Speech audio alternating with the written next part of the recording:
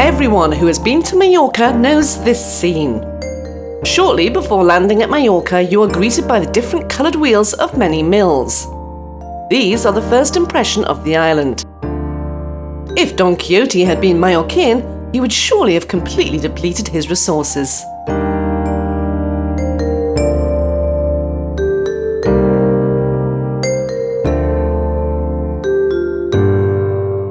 The mills of Mallorca go back to the Christian conquest in 1229.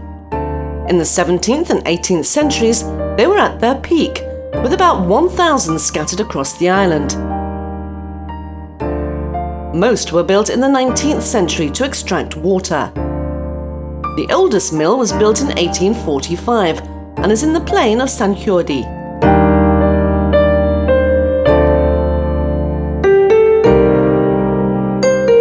The mills of the area around the airport, called the plain or the pla, draw water to irrigate the fields every day.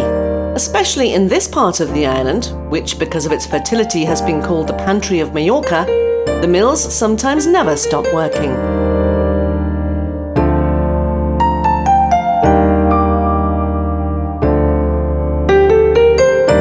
There are not only water extraction mills around Palma, but also and especially in the areas of Santianí, Campos, Sa Pobla and Muro.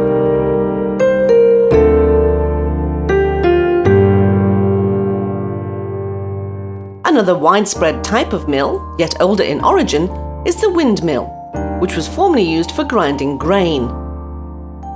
We find them particularly in the towns of Llucmajor, Vilanich, Manacor and Porreres, but also near Palma, Santianí and Campos. This mill not only produced flour, but was also used to grind salt. The typical construction of a windmill consists in part of a tower a good 10 metres high. At the top, there is a paddle wheel.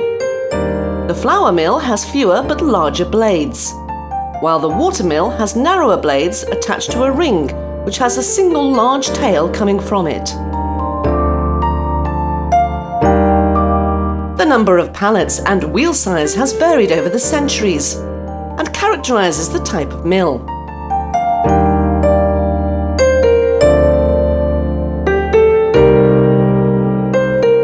On the top floor of the tower mill, wheels crushed the grain, and on the ground floor, or rather in a flat construction, lived the miller.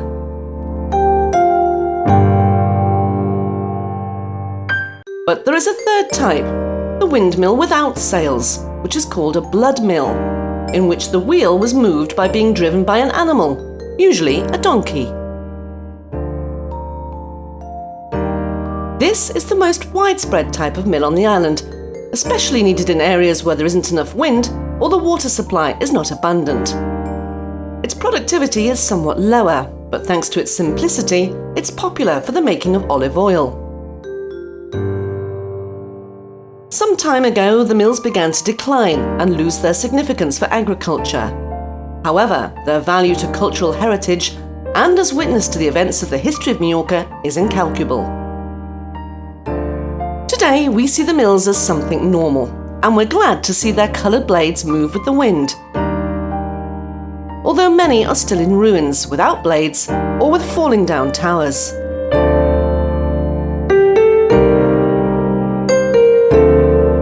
Fortunately, a government initiative begun in 1993 by the Consell de Mallorca strives for the conservation of the mills.